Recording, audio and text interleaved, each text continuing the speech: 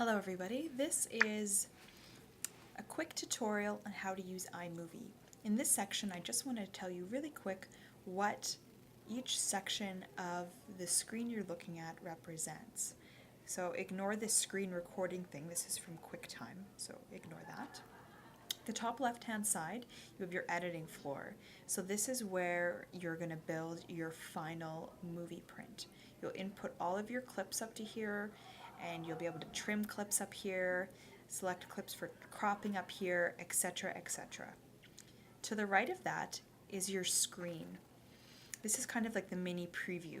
So for example, if I go down here and highlight that, it's going to show the clip that I highlighted large up here. Okay, so my preview screen. Then down below is my library. This is where you will import all of your footage into. Any clip that you record, you can upload into here. And then you can see your library can be quite extensive and long. So these are all pieces of footage that I have inserted.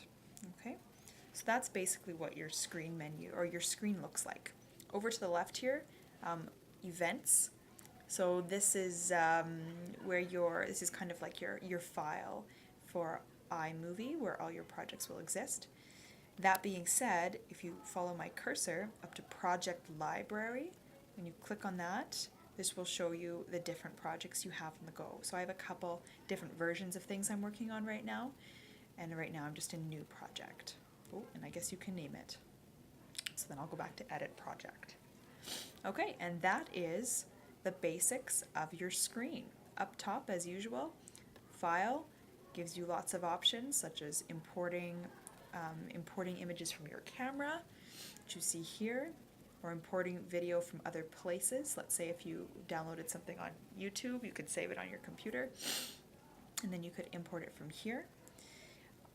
Also editing, so if you need to undo something you've just done, things in clip, stuff like slow motion, fast forward, instant replay, etc. So it's pretty self-explanatory what they do.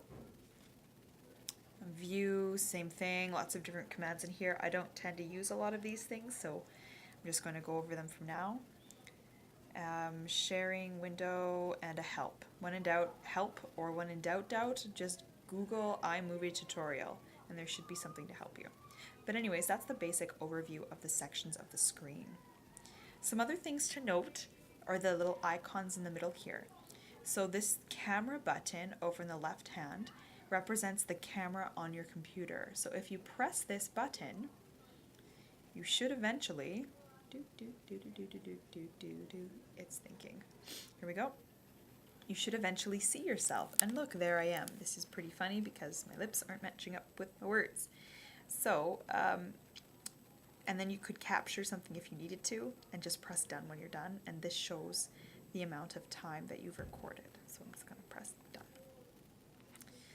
Okay, this slider thing will make all your icons bigger if you like to see them bigger or smaller depending on what size you want. The next icons that I use, this would be if you want to put in a voiceover, but you don't need to do that because you're just using your music. This is the crop function or rotate in Ken Burns, and I'll get into that stuff later. And time inspector, again, that's not something that I use. And then over to this side, the little music note is obviously for music. It will bring you right into iTunes. You need to have all of your music into iTunes, or that tends to work the best. And you can just select them directly from your iTunes folders. So I only have one test audio file that I recorded. Photos, same thing, it'll go into iPhoto. It will, it's all the photos that are in iPhoto, so it's best to import into there first if you need any stills that you need to insert. Text, that's what the T stands for. This allows you to insert, just if you take a look at the icons here, no, it's not going to make those ones bigger. It's exactly what it says. It's a frame with, just put it up here. There you go.